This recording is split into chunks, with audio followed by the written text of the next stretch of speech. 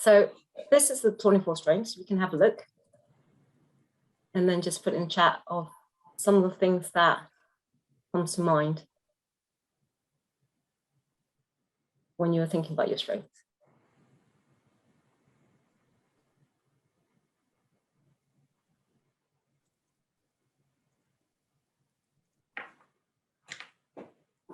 And also, you know, if you have questions about any of the strengths or anything, feel free to put in the chat as well.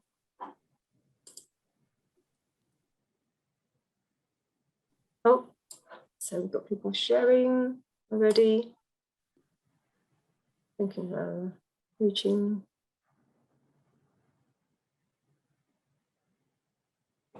We've got some great comments coming in. Thank you, everyone, so far. Super. Some examples around emotional, relational space. So in that theme around kind of helping, empowering others, and really seeing that progress along a journey is very rewarding and empowering. Also collaborating. And then Karen has shared, so particularly enjoy around thinking, so developing hybrid policy, which as we all know has lots of challenges, so kind of coming together of different ideas, getting input from others and collaborating to put that strategy together. Super. Right, just for the time being, I'm going to move on and then... Hi there. Sorry, if you can mute yourself, that will be super. Unless you really do have a question, then please feel free to unmute. Okay, so why should we focus on our strengths, right? Any ideas? If you can just pop that in the chat box, that would be very useful. So when we talk about strengths, essentially what we want you to do is focus as much as possible on your strengths, right? Of course, we'll look at weaknesses, but we only look at it if it's needed. And we'll talk about that in a bit more detail, but it would be great to think about why do you want to focus on your strengths? Yeah, we're too quick to focus on exactly the weaknesses part. Oh, Rachel just shared, by the way, it's in the chat box. That's your 24 strengths. So yeah, absolutely. It's about allow you to bring your best at work. It's about maximizing potential. And we still have more. Better for teams. Yeah, absolutely. I'm going to share some stats with you that looks at teams as well. So the reason why we use strengths is because when the going gets good, they really help you to excel. They really do make that difference in terms of actually, you know, it defines who you are. It really, you know, think of it as it makes you stand out. That's why we call it standout strengths sometimes when you pick the top 3. In challenging times, when you're under pressure, they do boost your confidence, resilience, and resourcefulness as well. So thinking about, you know, the pandemic, we as a company had to pivot quite quickly from delivering face-to-face to, you know, virtually. And actually that was a lot of work that had to happen. And so understanding, okay, do you know what? I know I'm creative. I know I can work with other people to really help me get through this tough times. It really helped me to know that actually I'm not here alone. I've got other people, and that boosted my confidence and resilience as well. And this is why it's also good to understand within your team, right, with people you work with, what are their strengths as well. Also, as I mentioned, you do have that unique strength, right? Everyone has very different makeup of, you know, that 24 strengths are quite different. So it allows you to be a bit more authentic, to build your unique values, and that will make you who you are and be quite authentic. So this is the reason why we look at strengths. Okay, of course, this can all sound very nice and anecdotal, but we do have evidence for it. Just wondered, does anyone know who that person is? You can type in the chat or come from mute. Please someone say that you know who that is, because otherwise I'm starting to show my age. It's yes. Daley Thompson. Thank you very much. This is always where I start getting quite nervous, but no one recognizes this is super. Yes, that's Daley Thompson. So those who don't know him, he is an English decathlete, okay? And he actually won the gold medal in the Olympic Games in the 1980s, and I think in the 84 as well, and he broke world record 4 times. Now, what quite a lot of you probably didn't know is in 1979, he actually failed to complete his only task, his only event actually. So he was interviewing quite a lot of coaches because he think, you know what, I'm not doing well. I need to start looking at new coaches. Most of the coaches told him, you need to improve your 1500s because that's your weakest event. You need to work really hard at it to make sure you have a chance to win. There was only one coach, and I believe that became his coach, and said, do you know what, we're going to improve on everything else, things that you're good at, and we'll leave at 1500s. All you need to do is get so good at all the other things, just complete the 1500 and you'll be able to win. And that's exactly what he did. In the following year, I think it was in Austria, he broke the decathlon record and actually won the gold. So it gives you an idea, actually, the more you focus on strength, the more, as I mentioned before, it will make that impact. It will make you stand out compared to others. So that's why focusing on strength is quite important. It does have business benefit as well. So if you think about a team that focuses on strengths every day, they are 12.5, more likely to have a greater productivity. It impacts the profitability of the business as well, and people are more likely to be engaged if you were able to use their strengths every day. And I guess this is why a lot of times on the engagement survey that you have seen will include, are you able to use your strength every day? Are you able to do things that you enjoy every day? Some of the other stats that's quite interesting are, it actually decreases the turnover, and that can have huge impact on the financial result as well. Obviously retention as well. And if you think about the great resignation, that's been talked about a huge amount in the press these days.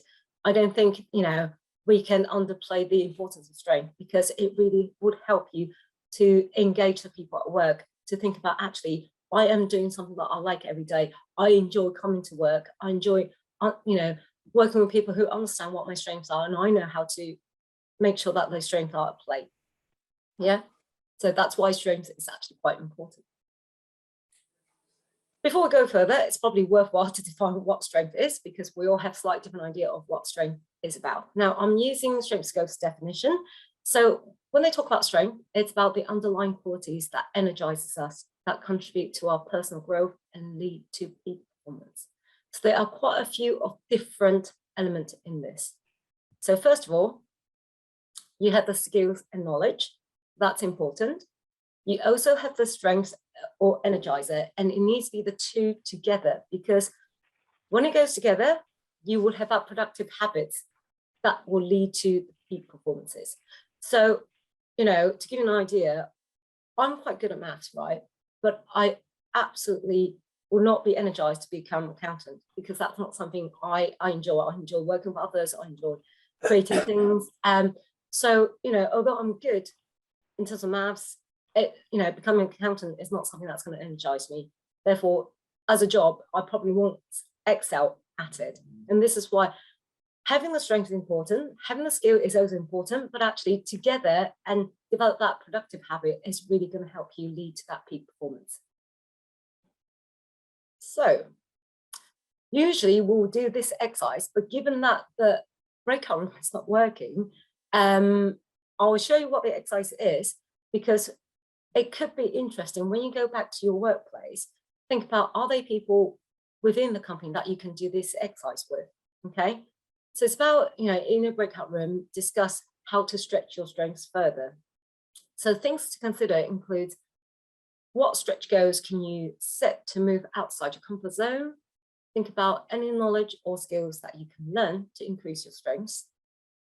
Think about any challenge assignments you can take, to play your strengths. And then lastly, think about coaching, training others in the strengths area. Actually, the last one, using strengths in a new, different way. So interestingly, the way we're being brought up since a child is that teachers will always tell you, do you know what, that's wrong, that's wrong, that's wrong. You need to, you need to improve on that. You need to work hard on your maths. You need to work hard on your English. So from a quite young age, we are being asked to think about, what did we do wrong and how to improve that. If any teachers that said, well done, you did that thing particularly well, that's definitely a bonus. But predominantly, when we're a child, that's where we focus on. And this is why to think about how can we stretch ourselves becomes a really hard task for people. They immediately go into the mode of, oh yeah, but I'm really good at that. Let's focus on what I'm not good at, and let's focus on how to develop myself. So that's something that's quite interesting. I'm going to come out of it. Can I just ask you to mute yourself if you can? Sorry, it's quite a lot of interference. Thank you. So to give you an idea of how to do that, so I know I'm quite good at collaboration, but I mostly collaborate with people that I know already, right? Which is great because I'm in my comfort zone. I know exactly what I need to do. But the idea is actually pushing yourself outside that comfort zone, working with people either do not like to collaborate or working with completely new group of people that you don't know much about them, and you really need to find out, right, what makes them tick, what makes them want to collaborate with you. So really challenge yourself to think about what are some of the things that you can do to move yourself outside the comfort zone. Now, we're not saying, you know, come push yourself so far outside the comfort zone, you don't know what to do. It's about stretching yourself. It's about just going a bit more difficult each time, a bit more challenging at times, so that you can develop yourself as you go along the way. And the slide kind of tells you it's about thinking of different scenarios, different situations, using a different way, but also coaching others, training others. That allows you to develop that strength as well, because sometimes when you have to talk about it, it makes you think about that particular strength in a different way. I know I've talked a lot, so I'm going to quickly look at the chat. Rachel, was there anything that I should be addressing? So there's an interesting discussion going on in the chat, which I think we'll come to. We can either address now, or I think we are going to come to the kind of framing around weaknesses. Okay. So it's an interesting discussion around the importance of being aware of your weaknesses and where that balance lies. And then there's also some discussion around actually, should we even use the word weakness? Should we talk about it as point of improvement or a balance? So there's some interesting discussion around the other areas and how they play into people's situations. Okay. Absolutely, we'll talk about that now. I know that's always the area that people get very, very excited, and there's a lot of debate around that. But it's interesting because the way we use a language also makes a difference. Because imagine if you're a manager and you're trying to have a frank performance conversation with your people, and you start by saying, oh, by the way, you have this weakness you need to develop. It almost immediately puts people in that box of, I need to start defending myself. So language does matter, but again, it takes time to develop, and it's also about the organizational culture as well that you need to watch out for. So let's get into the weaknesses, or shall we say development area. So actually, I call it performance risks. So this boat is usually a good analogy, the way I think about strengths and the way I think about developmental areas. So think about strengths are the wind in your sail. It really helps you to push in the direction that you want to go. It gives you that power, so to speak, to help you get there faster. But what we need to be aware of is things that's below the waterline. So we think of performance risks are the allowable weaknesses. So these are the ones that's the hose above the waterline. Yes, you might have few of them, but that's not going to sink your boat. So that's okay. So thinking about it, it's a bit like, I'm not a great leader. I know that. I like to collaborate. So leading is not one of my strengths. My job doesn't actually require me to lead. So I don't actually need to be, the best leader there is, right? So that's my allowable weaknesses, because I don't actually need it. It's not critical for my job. So therefore, I don't need to be particularly good at it. However, if one day I've been tasked to manage projects, right? And the success of it depends on how well I lead the team, then that becomes my limiting weaknesses. And I need to start thinking about, right, how do I address that? Because if I don't address that, it's quite easy. The project will run off by on its own, and things won't get completed. Things will be everywhere. So this is why limiting weaknesses actually is important, and you should address it. The caution I'll have around that is there are different ways of addressing this limiting weaknesses. So for me personally, when I have projects that I need to manage, I think about, okay, so who else in the team would have the ability to actually help me manage the project? Or what other strengths I have got in play that will help me manage the project? So one of my other strengths is efficiency, as well as results focus. So if I start thinking about, actually, if I don't lead this project, I'm not going to get results, or things will take a lot longer than I want it to. So how can I utilize my strengths in terms of results focus to really focus on what needs to be done in order to get results as fast as I can, right? So there are different ways to develop yourself. There are also training courses you can go on. They are, you can speak to your colleague and they can share some of the insights that they have in terms of developing that particular strength or that particular competency. What we're saying is I don't need to become world-renowned leader in order to lead that project. It's about developing yourself enough so that you get the job done. Yeah. I hope that's kind of explained what those are. Did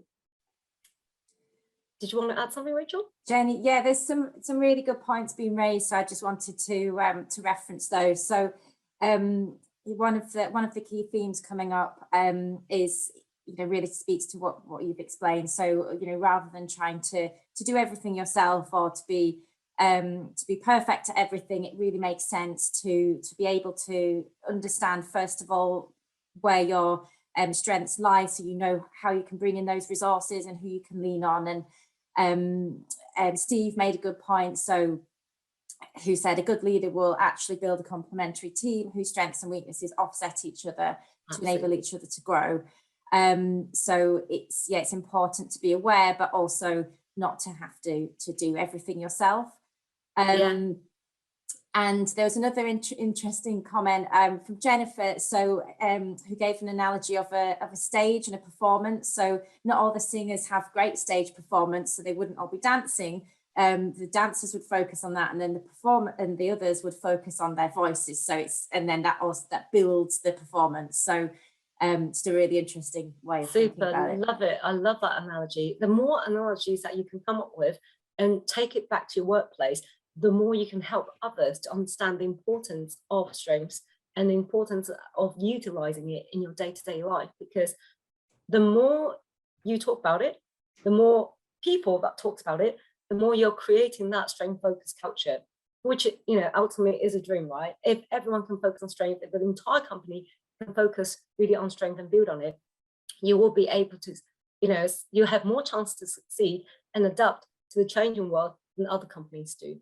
I think there was an interesting comment about it's a balancing act, having to focus on, the strengths, having to focus on the weaknesses and language you use. Absolutely, as I said, most of us have been instilled that mindset of having to develop yourself on your weaknesses or your weak areas. Therefore, to make that switch is not easy. It's about doing little bits of, bits at a time would help. Just whenever you can, whenever you're thinking about your own development areas, think about actually, and this is a conversation to have with your manager as well, thinking about, right, these are my strengths. Where else do you think I can use my strengths? What other projects can I get involved with to really utilize my strength? So super. So let me just quickly cover off the other performance risks. So we talked about, that's in reverse order. So we talked about the allowable weaknesses and the limiting weaknesses. Interference and blockers, these are the ones where we think about internally. If your voice in your head is telling you you cannot do that, the chances are you're unlikely to try it because you already decided that's something that I'm not going to be able to do. And same with external is when you're being told by others, let's not focus on strength, let's focus on weaknesses, right? If your manager constantly tells you, right, this is something you're not doing well, please focus on that. That's where you immediately will be focusing, right? Rather than focusing on strength as well. So just be aware these interference and blockers might exist and think about ways to develop them. Now, the last one is the strengths in overdrive, which is one that we were talking about earlier. So it is about the strengths that are when it's used too much, when it doesn't actually match the situation, or when it leads to unintended impact. So when it comes to collaboration, I've learned this through experience. of actually not every situation requires it, particularly when you need a result or decision very, very fast. You really need to actually think about, wait, do I have time to, bring everyone together? Do I have time to really, get everyone's agreement? Because realistically, I know I'm not going to get any agreement here. So to really being aware of what are the strengths that could go into overdrive, and be aware of what are some of the things I can put in place to minimize that strength in overdrive. So normally we will put people, or we will put people in a breakout room to run this exercise. So we'll ask them to think about the strengths, to really discuss the impact of them in overdrive. So the things that I'll ask them to consider is, how often does this strength get overdone? You might find actually not often, in which case it's probably okay. But sometimes we recognize it's with particular people, and usually that tends to be the people who are very different to you. Is there a certain environment or situation that triggers that? Because we all find our triggers. Sometimes, I can be quite impatient, but that tends to only happen at home rather than at work. So there are times where environmental situational factor comes in. What you need to be clear about is the benefit of it not go into overdrive. Until you understand the benefit or the risks, there is not a huge amount of motivation for you to address that. And then what can you do going forward? So these are some of the things that you can think about. And I think Rachel already shared in the group chat the strengths in overdrive. So same 24 strengths, but what it does now is describes, what overdrive might look like. So when you look at flexibility, for example, you have preference for change for change's sake. So you just like to change because you like change, and without considering the implication of your action, and others may regard you as restless. So be aware of how these might play out. And often what we tend to do is do a questionnaire. So I have from Strengths Go a report that tells me these are my strengths, but I then take that report onto someone else, to the colleagues I work with, to my manager, and actually ask, do you see those in me? Does that happen often? Get almost like a 360 feedback from others to yourself to get really a better understanding of when, particularly with overdrive, when might those come up? How might those happen? I think Debbie's mentioned that she can't see the chat. So if we can share the slide after, yeah, absolutely. Yeah, I think we'll do, Debbie. We'll share that. Perfect. Yeah. I know we still have time, so I'm going to try it again to see if I can put you guys in the breakout room. So bear me a second, because I really, really want you guys to go in the room to chat. So let me stop sharing and try it out one more time. If it doesn't work, it doesn't work. We'll reevaluate and see what happened to the breakout room. But if we can, that will be super. So, okay. Just whilst you're doing that, Jenny, I'll just reference a couple of good points that have come up in the chat. So, so thinking about when strengths might go into overdrive, someone referenced, so actually if you're known within the team or an organization for having a strength, people can want to tap into it, so can approach you to get involved or whatever it is that strength may be, but perhaps not bear in mind your own workload, and that's a situation where it can get into an overdrive. True. Absolutely. No, absolutely. I totally agree. Okay, so I'm going to give it a try one more time. Hopefully it works. So thank you. Welcome back, everyone, from the breakout room. If you can just type into the chat box, what are some of the things that came out, or what are some of your, reflections about the chat, or about the discussions that you had in the breakout room? That would be good, because not everyone can join the chat room because of technology issues. So it'd be great to see what some of the things that you discussed.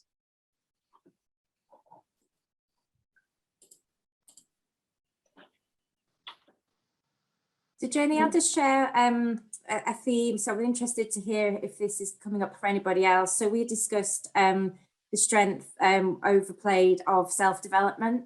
So it can be almost addictive in a sense. There's so much out there. There's so much more, always seems to be so much more, which is fantastic in one sense because there's lots of opportunities, but also at what point do you from a HR perspective, of course, there's always more to do. At what point do you draw the line?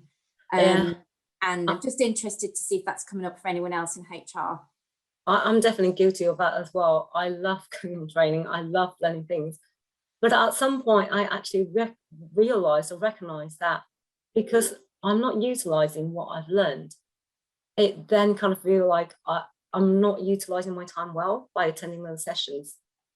So now I make it purposely, whatever training I go on to, I can then apply it in one way or another afterwards. Being problem solving, overused, communication, okay. Training's like great place to start, great. Benefit using this for the team, great. I really hope that you can, if you like this approach, take it back to work, really gain some buy-in to thinking about strengths and focusing on strength. And actually, when you go into overdrive, your colleagues, your team will be the people who's going to help you to notice that, right? If you have that psychological safe workplace, able to share that feedback, it's about, hey, Rachel, I think your creativity is in overdrive, for example, and Rachel will probably say the same to me. So it's about really understanding actually how safe do we feel to share that with each other about, if something's in overdrive. So yeah, adapt strength and dealing with someone who does not naturally display. Absolutely. Just because it's a strength of yours, and it's not strength in others, you need to start thinking about, well, how am I being perceived by the other person? So yeah, absolutely. Jennifer's made a really good point. Sometimes you find you have to hold back on your strength to restore your energy. It's true. When, this is, again, that's when it's in that overdrive where you feel like, actually, I need to kind of just hold back to restore that energy. That's a good sign of that in overdrive as well. One example I spoke about was strength of empathy. Yeah, absolutely. If we think about the pandemic, a lot of people really had to dial up their empathy. And if you're already an empathetic person, that can be quite overwhelming. And, I do coach people who goes home and still thinking about things that happen at work, how to help other people, and their mind, they don't stop.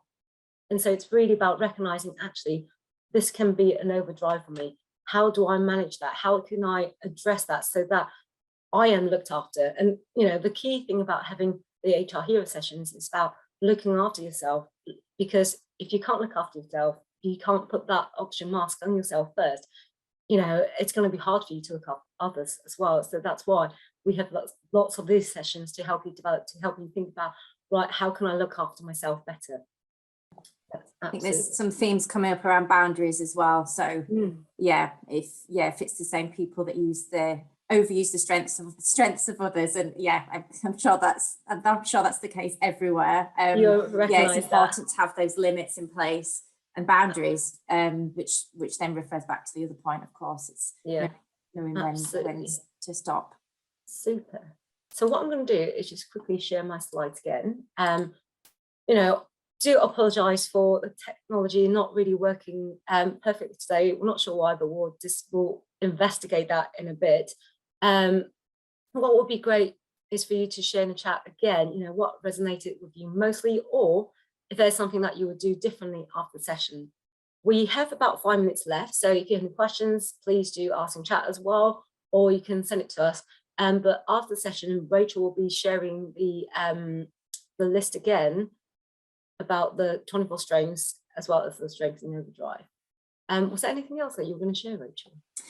So one of the things that I would be really keen to do is, today we've of course really just scratched the surface in terms of an introduction to strengths-based development and how you can use it for yourself as well as your organisation. So Jenny and I are really keen to keep the conversation going, really. So what I plan to do is to set up some informal HR roundtables. So keeping the conversation going, we can potentially plan one this side of the year and then another one in Q1 next year. So I can of course reach out to you to organise that. But if there's anybody who would like to be involved in this HR roundtable, if you can just pop pop your name or something in the chat, then I'll reach out to schedule that with you. Super.